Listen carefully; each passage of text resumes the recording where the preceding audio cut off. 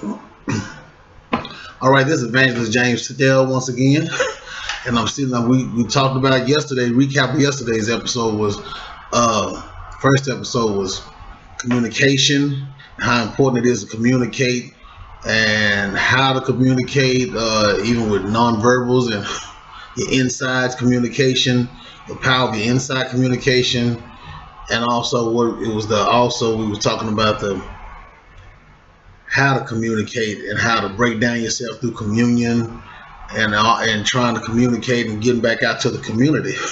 So today's lesson we're going to come out of is more or less strengthening communication skills. And also yesterday we talked a lot. It was pretty much more aimed and focused at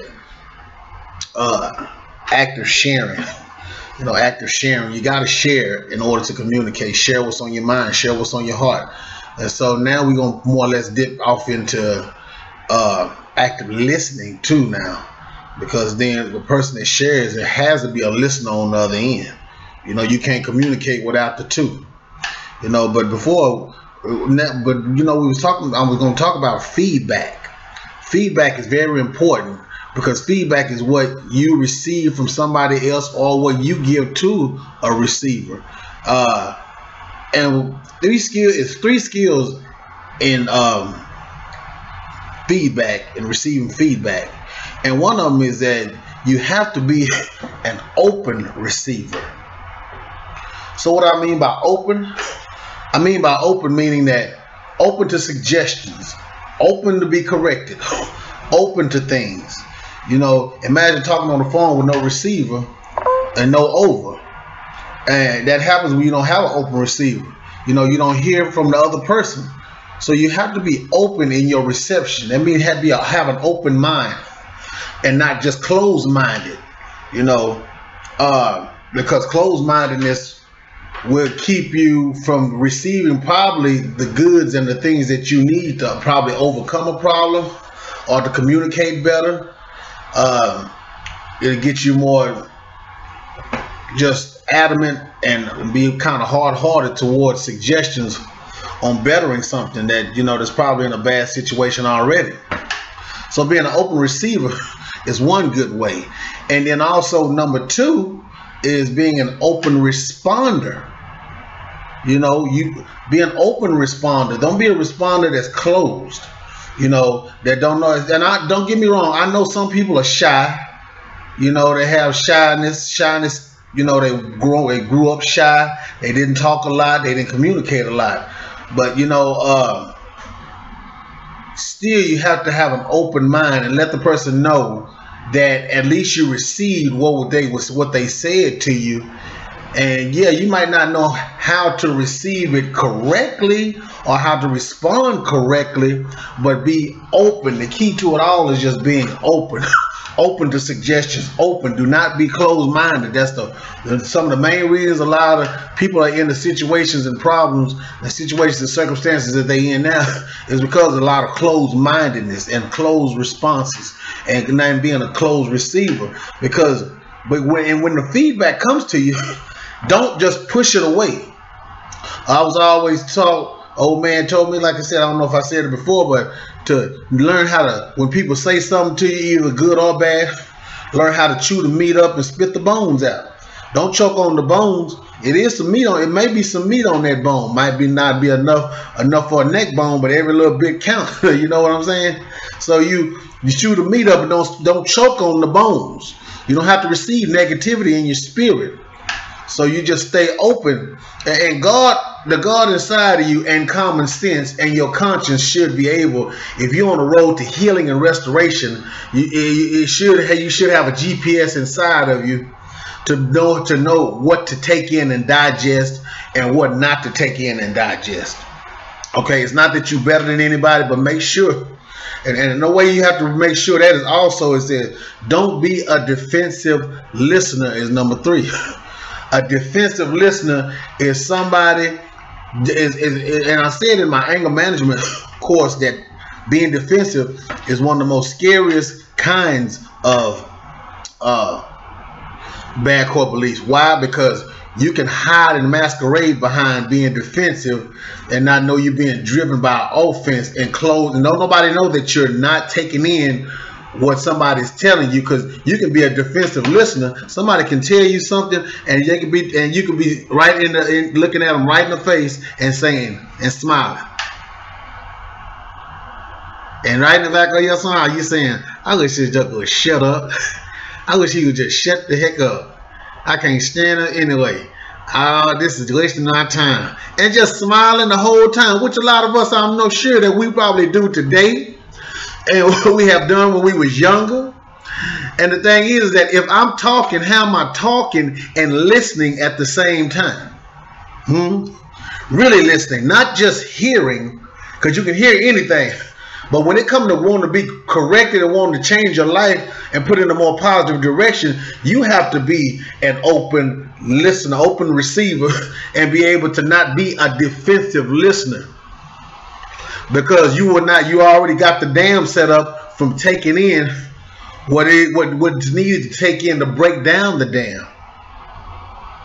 You know, and like I said, it could be a certain person. A person can sound like an individual or look like an individual that caused some type of offense to you, and the other person don't even know that they are contributing to that, because they wasn't there in your past when that happened, and it triggers off something in you.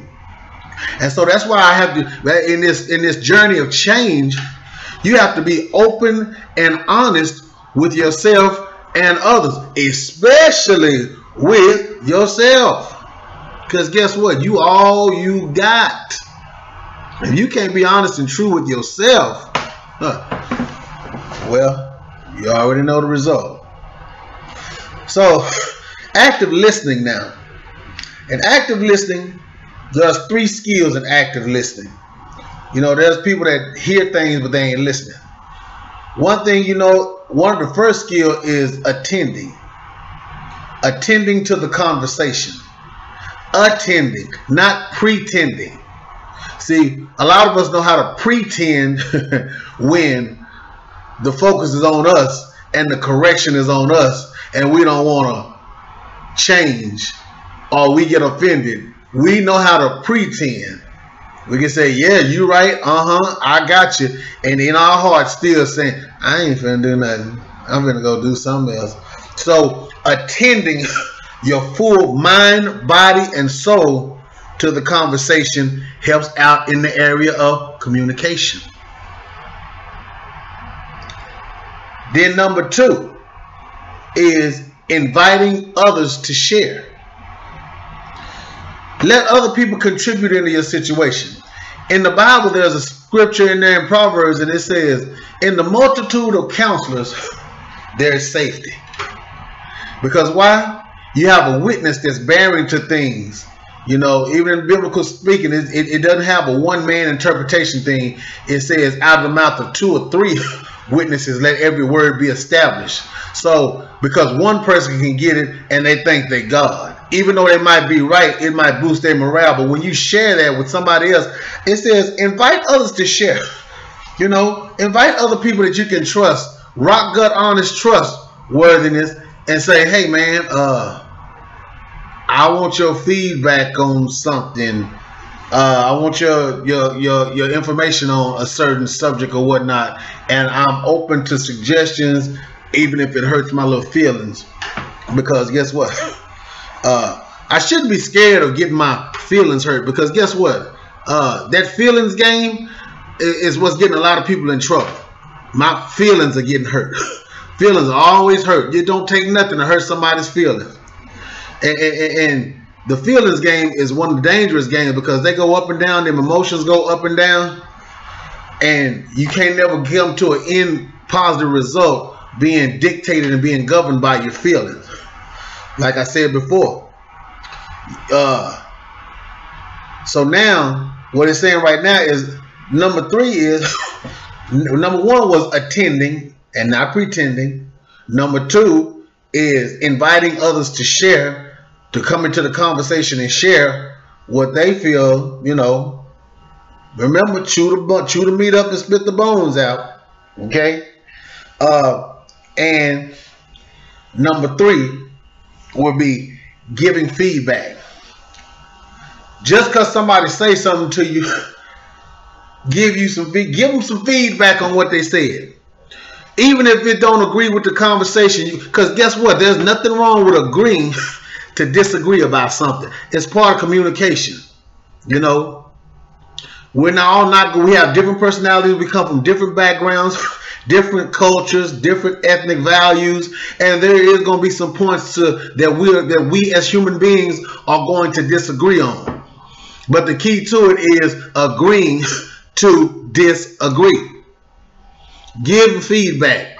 If you don't agree with it, give the feedback, because guess what? You're voicing your opinion. You're saying the I that I said in the last episode. I, as an identity person, have feelings. I am a person, and guess what? Since I am a person, I have the right to express myself of my views and how I feel or what I think. Long as I'm not trying to hurt and harm anybody in this process, I do have the God-given right to where I can express and give feedback.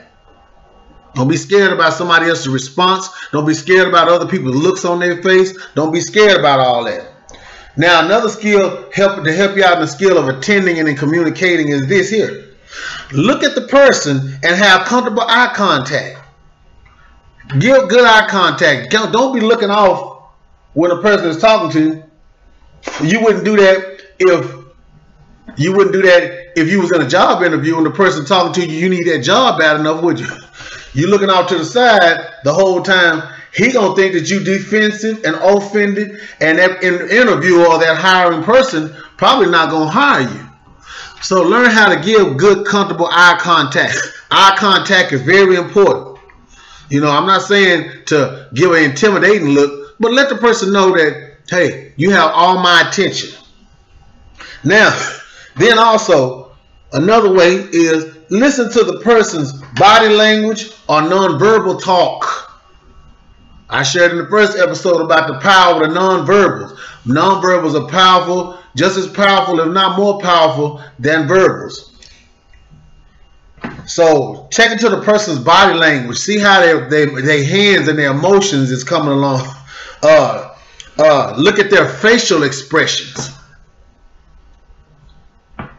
Look at the facial expressions that they go. Look at them and don't turn away and be all scared and, oh, I'm not going to say nothing because he already look like they're getting mad. You know what? You know, I was always taught, the same thing that got you mad is going to get you glad. But as far as using fear and intimidation, as being grown, mature adults, those days should be succeeding. Those days should be deceasing and decreasing, because you have no reason to be intimidated by another person on this earth, because God made us all. You know, God even said in the Bible, "Don't fear no man, but fear God." And sometimes out of my facial expressions and stuff, and turning away and not expressing myself shows fear. And guess what? Guess what I'll do then? Start stuffing the stuff right back in me. And this is why counseling don't work with a lot of people, is because of fear and intimidation. Fear of being told what you need to do. Fear of not wanting to do the right thing. Fear of the outcome if I do the right thing. So fear just got the whole bubble and circle and have a person's life so wrapped up, tangled up, and tied up that they don't know which way to go. That's why even in the Christian faith, it says in there to walk by faith. And the only thing faith is believing. So believe and you shall receive. So it says, then another thing, watch out for the voice tone. The voice tone says a lot as well. These are some of the most important things right here. Voice tone. Look at the voice tone also. And when you're attending a conversation, voice tone matters. You know, check out the voice tone. And then also maybe voicing your opinion on something and of asking for personal space. You know, maybe you don't want to be clamped up and you feel like you're being cornered in. Express that, man, I'm being cornered in. I feel like that you know, hey, if they don't receive it, that's on their end. But if you don't put it out there for them to receive, they ain't going to know what's going on in your mind. So the only way they're going to know is if you express and you communicate. So you communicate that now. Then also another thing you can watch out for is body gestures. Oh, you can tell a lot in a person's body gesture. You know, body gestures is how they use body language. Body language. Their body language can be saying, they can be saying one thing, but their body language expressing a whole nother thing. So the tone of voice, the asking for personal space, and the body gestures and the facial expressions, those are the nonverbals. And also the posture. Look at the posture of the individual. This is how you communicate with people. This not communicating is just not about talking and speaking. Remember I said in the first episode, it has a lot to do with motions. And all this is talking about the motions too. The emotions and the motions and the reactions and all that. That is communication as well. When people fight and they use their hands, that's a form of communication. They just ain't talking with their feet, talking with their mouth. They talking with their fist. So, and guess what? Whoever wins the fight, even in a major competition, they win money and prizes. So that goes to show you right there how important the nonverbal communication is. Never underestimate the power of nonverbals. Never. Now it says right here, it says, if you don't understand something, ask an open question. Ask a question. This is not time. As you get older, you got to understand. You ain't at a point. Your body was not, put it like this. Your body was not designed to hold stress. Stressful stuff. Yeah, you go through them. But how can you go through something if you still have a mentality of holding on to something? And so I'm going through a stressful day. Well, is you going through the stressful day as in I'm going in and I'm coming out? Or am I saying I'm going through and I'm still really holding on to it because I'm not solution focused as well? So now, as that, I can do some active sharing on my own and learn how to get my communication thing down. Don't be scared. Don't let fear come in and intimidate you. So then also now, the skills of giving feedback or reflecting, there's ways that you have to do that. Restating is one. Restating or mirroring what the person is saying. Like if you don't understand, ask open questions or give the information back to the individual to see if you got the information clear. And yeah, you see, and at that point right there, you might be battling within yourself saying, I might sound stupid. He might think I'm stupid. You know what? It would be stupid to go ahead and answer some stuff that you know that you don't have a clear-cut view about. Well, which one is most stupid? To say, yeah, when really in your mind, you saying, I don't know, no. And just answering anyway. That's what's called a gopher. You wind up being a gopher. You wind up being a dummy. You wind up being a crash dummy because you didn't say yeah. And you don't know they might have been saying something to sign your life away. And you, yeah. And on the inside, your common sense saying, you don't know, no. So, you reflect your thoughts as well. You express, in a very, very good communicable way. Reflect your thoughts and confirm. You confirm. Okay, let the person know that you understand them or you don't understand them. Confirm it. Okay? So now, not only that, sometimes when you're going off in this communication thing, there's gaps and there's barriers that come up and happen. And if you've been running all your life and never confronted really some serious stuff, this is a dynamic change for you because you might not, it's kind of hard for you to change because this is new territory. See, I can guarantee you that if people would learn to communicate like this a lot more better, the jailhouses would be fewer. There would be less fights. There would be less arguing. There will be more happy couples. There will be more peace in the environment and in the world. So this helps out a lot. And this communication thing should start. The first place it should start is within. And if you have family members that you live with, the people that you live with first.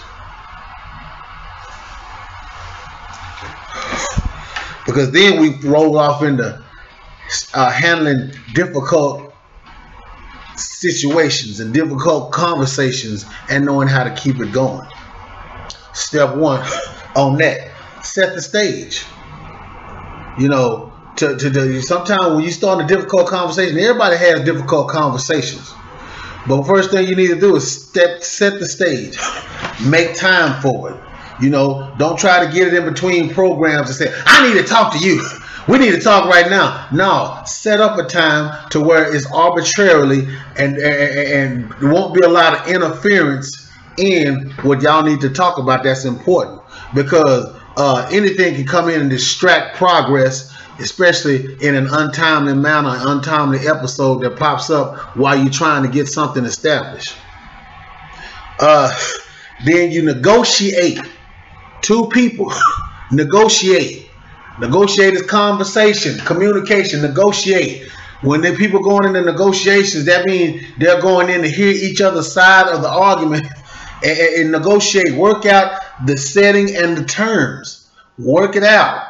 Negotiate. Don't go in there and violate. Don't go in there and intimidate. Don't go in there and emasculate. Go in there and negotiate. Negotiate the terms on whatever the problem is. You say, hey, y'all talk about it, and you know, if we got to agree to disagree, part of it, great. Then step 3 is this here: keep to the point and keep the focus on you. Share with the other person what you have to say. Make the agenda yours using I messages and avoiding you statements. You could say, because let me tell you something, the word you. When you talking to somebody, and let's use this as an example, you got a maid around the house. They don't do the dishes. Dishes all just janky and toe up all the time. and you go to them and say, look here, you don't do the dishes right like you're supposed to. You know, you need to learn how to do them dishes right. You know, and I love you, but then that tone of voice comes out and all that start expressing, and you can tell that the individual have been holding this stuff in, and the terms ain't set, ain't no negotiation. But next thing you know, they use you. The word you is a bullet. It's a loaded bullet in a gun, and it's loaded because you makes the other person defensive. It increases. It put gas on the fire of defensiveness. And so after that, instead of that, this is how I should maybe come to the situation again. Maybe I should be able to come to the point of saying,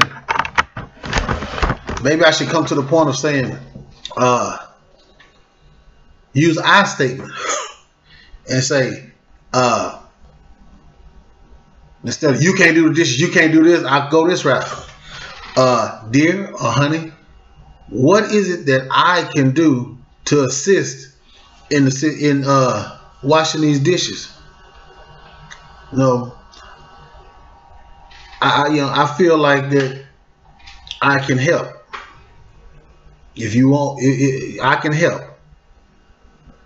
See, you is not in there as no bullet.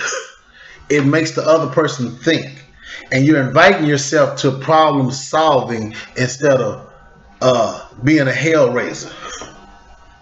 Understand? 2 same situations I just gave you. Only thing is the other one gives you time enough to think. And the other same situations, just 2 different ways of approaching the situation. And look, and I can guarantee you that the second one had better results than the first one. Now, if a person is not used to doing that, practice make perfect. Start practicing it. Practicing it on the job. Practicing it with your family. Start practicing it a lot more. Because when you practice it a lot more, you know, they say practice make perfect. I don't agree with that. Because you could be doing some sloppy practicing. And guess what? During the game, you'll have a sloppy game. But if I'm perfecting myself during the practice, guess what? I have a better chance and odds at winning in the full-fledged game. So it is a way that I practice that's going to bring it out even more to a better state. It says, because if I use you statements, guess what? What I'm doing is I'm actually setting up the blame game. Oh, anybody know about that? Anybody been doing that lately? Oh, don't all y'all talk at once. I know I can attest to, I have blamed a lot of things and a lot of people for what I've done. You know, I'm blame my situation, my social status, blame the white man for this, blame this black man for that, blame this woman for that. But really, a lot of the stuff that I done put myself through, I need to take responsibility and confront the problem and say, hey, I am the only screen door that allowed negativity to come in, even during my communication. So now, step 4 is give the other person a chance to state their position and respond. Now, what do you say? Let me hear your side of the story, or how you feel, or how you interpret it. Because there may be, we're on the same subject, it's just the interpretation may be different. It might not be wrong on both ends, but it's just the interpretation of it. It makes the whole scenario is a, hey, wait a minute. I'm looking at your view of doing it. I didn't know you had that. I got defended because my train of thought was looking at this action you did that you meant this. Well, really, you didn't mean that. You were going by whatever knowledge or whatever your experience in this situation is. And that's why. So guess what? Both me and you is ignorant, meaning not knowing each other's feelings about the same situation. That's where communication comes in. So now it says, give the other person a chance to talk. Then state their position back to them. Use active listening. Remember what I said, the active listening. Looking with your eyes, eye contact. Body gestures, non-verbals, posture. If somebody trying to share their heart with me and I go in with a posture like this and they sharing their heart with me, how the other person gonna take that? They gonna take it as he really ain't listening, or I'm just really wasting his or her time. So yes, posture. These are simple. It might seem like it's simple and trite, but let me tell you something. A lot of us have to go back to the basics in order to set the foundation right. Yeah, it's simple. It is simple. It might seem simple, but it weighs a lot when it comes to dealing with relationships, people, and communication. Because you don't want to be the next person to go ahead and offend the next person again, and they carry that offense 10 or 15 more years. You want to kind of be one to be as more solution focused than problematic as much as possible within yourself and within your train of thought, and with God inside of you, with your higher power talking to you, you should be able to get over it, because there is solutions to problems. Then the next one is step 5 is decide between the two of you if you want to move on to problem solving. Y'all done talked about the problem. Y'all done expressed it. Y'all didn't go in there with no swords unsheathed and cutting off each other's head. Now the next step is going into problem solving. And both of y'all are going to have to want this problem solved. Not trying to be the one to get the last word. Not trying to be the one to get to use the most eloquent oratory sentences in the thing. Not the one to carve a notch on your belt and say, I got another one. I told you. No, problem solving is on both ends. Before you even get started in this whole thing, make sure that you want solutions. And you're willing to accept, in some areas of my train of thinking, defeat. Because it may be pride that's getting defeated out of me, which need to be defeated out of me, that have been keeping me in these problematic situations for this long already. Yeah. It is probably best to keep this for another time if you did not recognize this to begin with.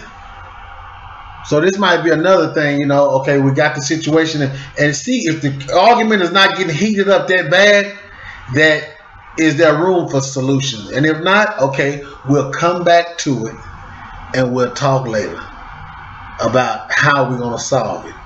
But as long as we got the communication of getting it out on the table, because see, a lot of people get hot-headed and they want to be solution focused.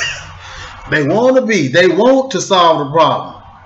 But the thing is they don't know how to accept things, and guess what happens? Then they get all heated, hot under the collar, as they say.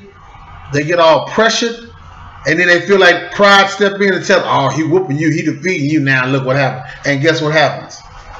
You throw up your hands and say, I don't want to do none of it. Whatever. This was a waste of time. You didn't excuse, blame, waste of time. When you was probably right there at the end of getting this thing solved.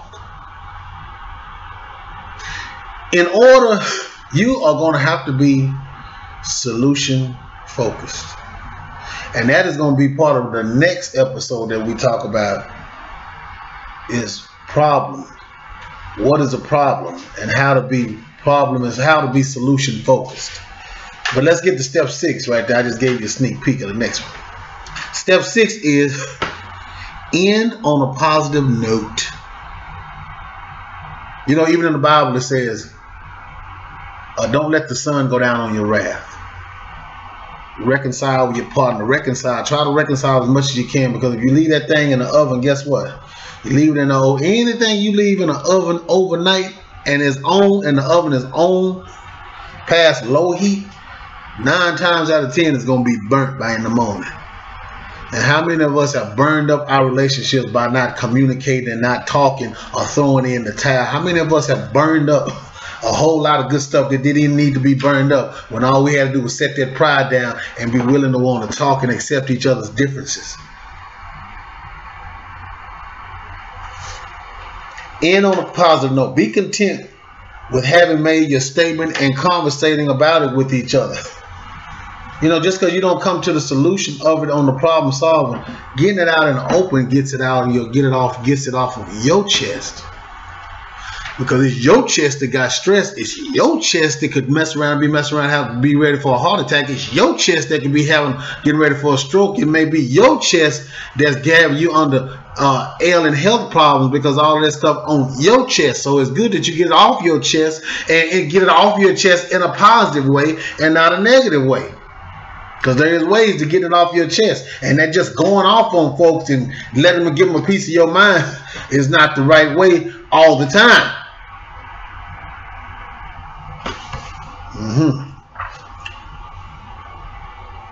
So now that all of that is said and done, to the point of where we need to build our skills on managing conversations, or especially around sensitive or touchy topics. Now, if you on a scale from 1 to 10, you don't have to answer this. I mean, answer it for me, but answer it for yourself.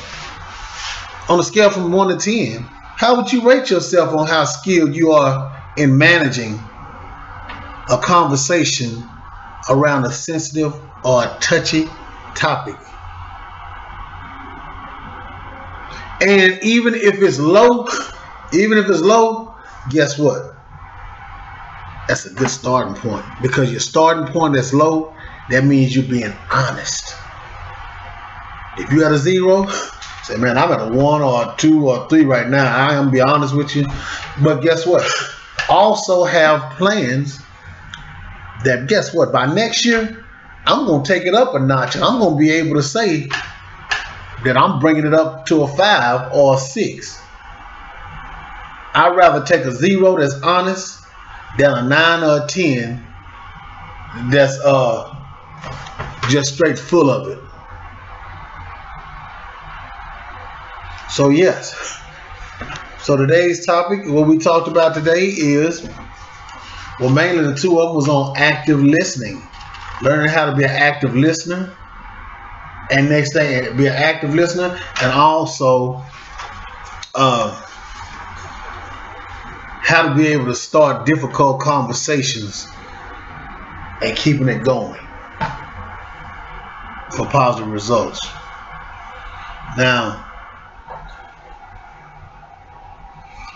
I think that this should help you in your journey of change, because that's what all these videos, the second video right here, is about. All the videos I do is about a journey of change, and letting you know that the change that you're looking for is going to start within. And once you change, that's not the end of the ball game. You are going to have to learn how to be consistent with your change, because then that brings on maintenance. So you're gonna have to maintain and be consistent with it. This is not gonna be a one-day thing, and it's not gonna be a one-day episode, but it should start in your journey of change from within. I hope you enjoyed this lesson, and I pray that it adds a blessing to your life in your journey of change. It's Evangelist Stell. I'm out. Love you. God bless you.